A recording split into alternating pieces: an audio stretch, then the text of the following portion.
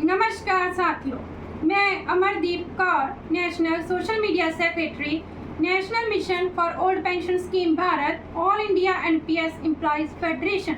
साथियों, आज हम उन छुपी हुई शर्तों के बारे में आपको जानकारी देंगे जो पुरानी पेंशन बहाली का गजट नोटिफिकेशन जारी करते समय कुछ राज्यों ने उस गजट नोटिफिकेशन में शामिल की हुई हैं। सबसे पहली शर्त है, आपकी एनपीएस कटौती जो हुई है आप राज्य सरकार से वापस नहीं मांग सकते। दूसरी, जब तक आप राज्य सरकार द्वारा दी गई एनपीएस की 14% रकम ब्याज सहित राज्य सरकार को वापस नहीं करेंगे, तब तक आप पुरानी पेंशन स्कीम नहीं मांग सकते। 50% of last basic plus DA की पेंशन लेने के लिए आपको छत्तीसगढ़ में 33 साल, झारखंड में 25 साल की नौकरी करनी होगी। यदि आपकी रेगुलर सर्विस इससे कम है तो आपकी पेंशन भी कम ही बनेगी। अगर आपकी रेगुलर सर्विस 10 साल से कम है तो पुरानी पेंशन में आपको कुछ भी नहीं मिलेगा।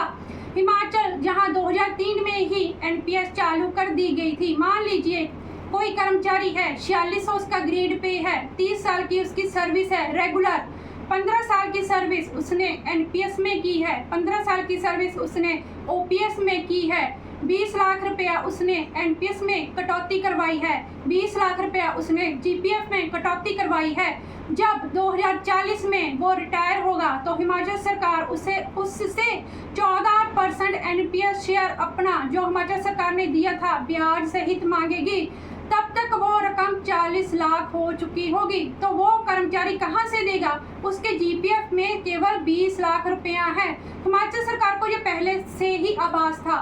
उन्होंने पहले ही गजट नोटिफिकेशन में ये लिख दिया था कि कर्मचारी की ग्रेचुटी से, लीव इनकैशमेंट छुट्टियों के पैसे से और ग्रुप इंश्योरेंस स्कीम से वो रिकवरी की जाएगी। तो कर्मचारी के पास बचा ही क्या? कुछ भी नहीं बचा, ना तो जीपीएफ बचा, ना ग्रेचुटी, ना लीव इनकैशमेंट और ना ही ग्रुप इंश्योरेंस स्कीम की रकम बची। तो पुरानी पेंशन सिर्फ उसे मिली तो क्या फायदा। साथियों, जो भी उनके एनपीएस अकाउंट हैं वो फ्रीज हो चुके हैं, वो जब तक केंद्र सरकार उसमें कोई संशोधन नहीं करती है वो नहीं खुलेंगे। और कोई भी राज्य सरकार खास पत्राचार केंद्र सरकार से नहीं कर रही है इस संबंध में।